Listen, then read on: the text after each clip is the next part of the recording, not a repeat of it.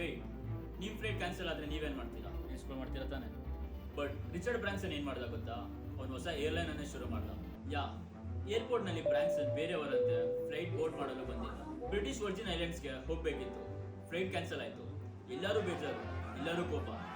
ಅವನು ಸ್ಟಾಫ್ ಜೊತೆ ಜಗಳ ಆಡಲಿಲ್ಲ, ಆದರೆ ಅವನು ನೋಡಿ ಯೋಚನೆ ಮಾಡ್ದ.